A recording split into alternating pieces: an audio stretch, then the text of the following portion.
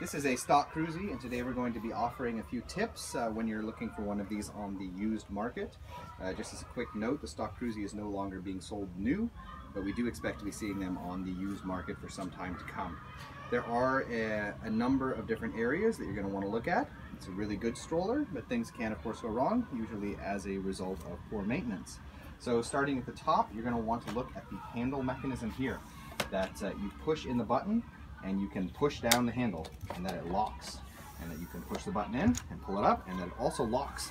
And sometimes it won't lock on one side. That's what you need to be looking for, because the mechanism inside might have become damaged over time. Again, usually is a lack of oiling, and thus you would actually have to swap out the whole handle in order to use the stroller. This should feel relatively easy to push in, and if you're noticing that the button feels like a bit tighter on one side, then that's an indication that the problem could be further down. Could also just be that you need to oil up the button, but again, could also be that it's further down. Second, and also with the locking mechanism, you want to click in both triggers, lift it up, and make sure that it clicks in place on both sides. And you'll notice this because you'll hear like a clicking sound on one side where it's not actually locking, and you can push both sides. Make sure you get resistance there.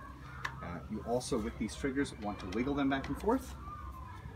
This is acceptable, but if you notice that the trigger pulls a bit either to one side or to the other, it means that there are a couple little plastic teeth in a way that slide in from the side of these triggers that are broken, and eventually this entire thing might pop off.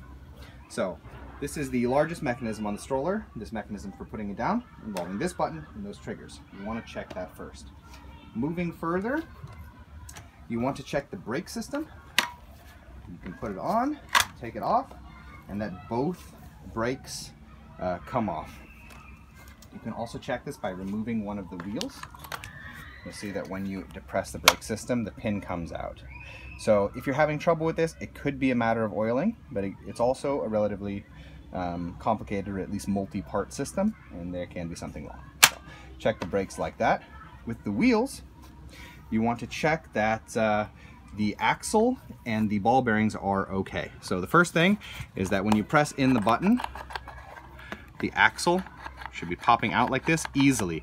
If you're finding that when you push in the button stays in and it doesn't want to pop back out, what this most likely means is that the axle is bent at some point, because the whole locking mechanism is inside the axle. When the axle gets a bit bent, the locking mechanism ceases to function. You also then want to hold the axle and spin the wheel and look at it from the side and make sure that it's not moving back and forth like this, as that can also be an axle problem or a ball bearing problem or part of the different housing where the axles and the ball bearings all assemble. So you want to check that. Also on the wheels, with these Crusi wheels, they have foam wheels, and you're going to wind up getting some pebbles over time stuck into them and some damage to the foam. So this is more of a cosmetic problem, but you want to think a little bit about the state of the foam on the wheels in relation to the price that you're paying and what you're going to pay for it. You can buy new wheels, but I think it clocks in at about 100 British pounds for a pair, and that means the back pair or the front pair. In relation to the front wheels, you remove them via a button on the back side of the front frame. It's probably a little bit hard to show, but it's right back here.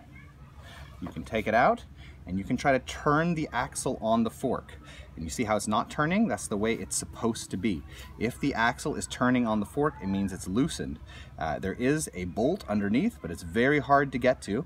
And in addition, it's hard to tighten, and it could be the shaft where the axle goes through that has been damaged. So check that the axle is tight, check that the locking pin goes up. And this is something you also want to check as the wheel is on the stroller. So putting it back in place, when you pull up this clip, it should lock the front wheel. If this is too loose here, then the locking pin will simply slide back out and you won't have the ability to lock the front swivel wheels. And it's nice to be able to lock the front swivel wheels when you're going over difficult terrain or through snow and so on. You can also, with the front wheel, check, as we did on the back wheel, that the wheels rolls smoothly and it's not leaning too much to one side or going like this back and forth, wavering, as that could indicate problems with the axle and the ball bearings and so on. So you also want to look then at the shopping basket.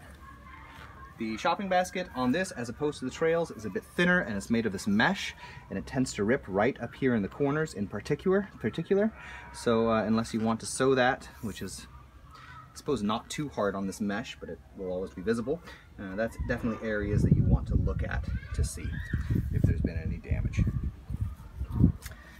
You can check a little bit for creaking and squeaking sounds. In most cases, this can be fixed with oiling and a little bit of tightening and so on. But also something to look for. A stroller that squeaks and creaks quite a bit means it probably hasn't been maintained properly over its lifetime.